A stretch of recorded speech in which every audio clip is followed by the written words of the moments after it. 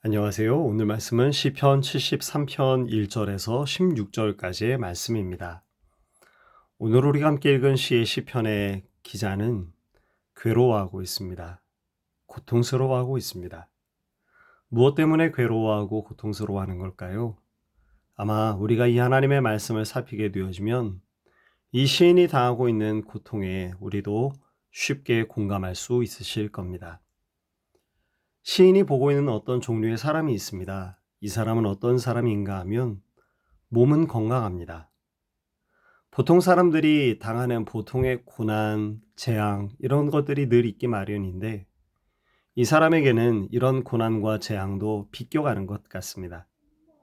자만심과 강포가 이들에게 있고 얻는 것이 얼마나 많은지 보통 사람들은 바라는 것보다 얻는 것이 적기 마련인데 이 사람은 늘 얻는 것이 바라는 것보다 더 많다고 했습니다. 그 뒤에 나와 있는 말씀들을 다 기록할 수 없겠지만 있는 복이란 복은 마치 다 누리는 것 같아 보이는 그런 사람인 거죠. 그런데 문제는 이 사람이 바로 악인입니다. 이 악인인 사람들은 얼마나 자신만만한지 그들의 모습을 통해서 이렇게 이야기합니다. 하나님이 어찌 알랴? 지존자에게 지식이 있으랴? 11절 말씀. 그러니까 이들은 마치 하나님이 계시지 아니한 것처럼 마음껏 이 세상에서 형통함이란 형통함은 다 누리면서 사는 것 같아 보이는데 그런데 이들은 명백한 악인이더라는 것이죠. 항상 평안하고 재물은 불어나는 악인. 여러분, 이런 사람이 옆에 있다고 생각해 보십시오. 어떻게 느껴지시겠습니까? 괴롭지 않겠습니까? 정직하게 사는 나의 삶이 헛되고 바보 같은 것처럼 느껴지지는 않으시겠습니까? 그래서 시인도 그 똑같은 마음을 느꼈던 것입니다. 13절과 14절 말씀, 그래서 이렇게 한탄합니다. 내가 내 마음을 깨끗하게 하며 내 손을 씻어 무죄하다 한 것이 실로 헛되도다. 나는 종일 재난을 당하며 아침마다 징벌을 받았도다. 늘 형통하고 평안이 넘치는 것 같아 보이는 이 악인들의 모습을 살펴볼 때 나의 사는 것이 헛되어 보이고 나는 도리어 늘 징벌을 받고 재난을 당하는 것처럼 여겨져서 몹시도 괴로운 마음이 시인의 마음 가운데 있었던 것입니다. 결론부터 말씀드리면 이런 악인을 부러워하고 의인의 길을 버리는 것은 어리석은 일이 분명합니다. 오늘 우리가 함께 읽은 본문의 말씀 시편 73편의 전반부에 불과한데요. 이제 내일 또 우리가 함께 살피게 될 17절 이후의 말씀에 시인이 발견한 분명한 사실이 있습니다. 시인이 발견한 사실, 이 시간 먼저 우리 16절과 17절 두 절의 말씀으로 함께 잠깐 엿볼까요? 16절, 17절 이렇게 기록했습니다. 내가 어쩌면 이를 알까 하여 생각한즉 이것이 내게 심한 고통이 되었더니 하나님의 성소에 들어갈 때에야 그들의 종말을 내가 깨달았나이다. 예, 맞습니다. 악인들의 형통하는 것을 바라보면서 몹시도 괴로워하고 고통이 됐던 것들이 사실이지만 시인이 분명히 발견하고 깨닫게 되어진 종말의 사실이 있었다는 것을 성경은 우리에게 이야기하죠.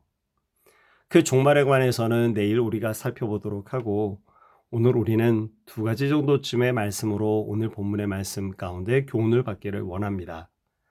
첫 번째는 악인의 형통함을 부러워하지 마십시오.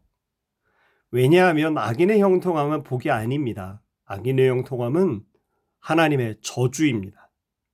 왜냐하면 악인의 형통함으로 인해서 그 악인은 돌이켜 회개함을 얻을 기회를 잃어버리기 때문에 그런 것입니다. 만일 하나님께서 이 악인을 돌이킬 그런 마음을 가지셨다면 우리 하나님께서 이 악인에게 고통을 주시고 돌이킬 수 있는 회개의 기회를 제공하셨겠죠. 그런데 우리 하나님께서 악인을 형통하게 하시는 것은 그 악인이 주께로부터 돌이켜 회개함을 얻어 구원을 받지 못하도록 하기 위해서 우리 하나님께서 그에게 주시는 저주라고밖에 볼 수 없는 것입니다. 그러니 사랑하는 성도 여러분, 악인의 형통함을 보고 부러워하지 마시는 저와 여러분이 되게 되시기를 간절히 소망합니다. 두 번째 교훈은 이것입니다. 보지 말아야 된다라는 것입니다. 보면 부러워지기 마련입니다. 우리가 사람이니까 그럴 수밖에 없는 거죠. 그리고 부러워하게 되면 지는 겁니다. 그래서 따라하고 싶어집니다. 도리어 보지 않고 보아야 할 것이 있습니다. 그것은 하나님의 영광입니다. 우리 하나님이 어떠한 분이신지를 보는 것, 그것이 우리에게 더욱 필요합니다. 우리 하나님의 구원과 그 하나님의 심판을 우리가 보아야 합니다.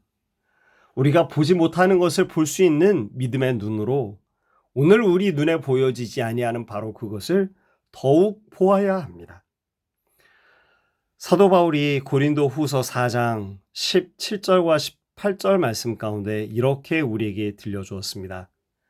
우리가 잠시 받는 환난에 경한 것이 지극히 크고 영원한 영광에 중한 것을 우리에게 이루게 함이니 우리가 주목하는 것은 보이는 것이 아니요 보이지 않는 것이니 보이는 것은 잠깐이요 보이지 않는 것은 영원함이라.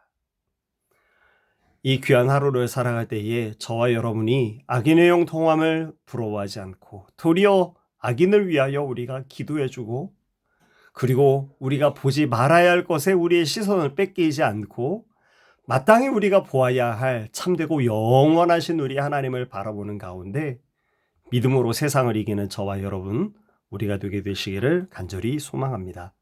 잠시 기도하겠습니다. 사랑하는 성도, 사랑하는 우리 아버지 하나님, 오늘 주께서 말씀을 통해서 우리에게 또한 가르쳐 주시니 하나님 은혜를 감사합니다.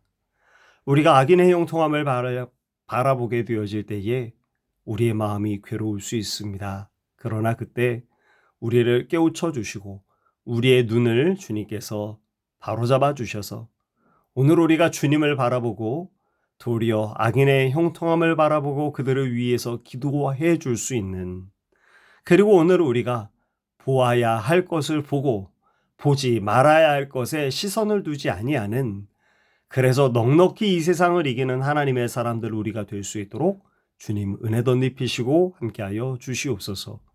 오늘도 가정을 위하여 기도합니다. 교회를 위하여 기도합니다. 나라와 민족을 위하여 기도합니다.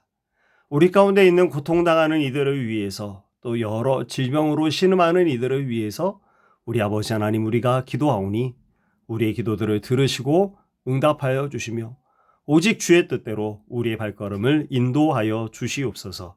예수님의 이름으로 간절히 기도합니다. 아멘.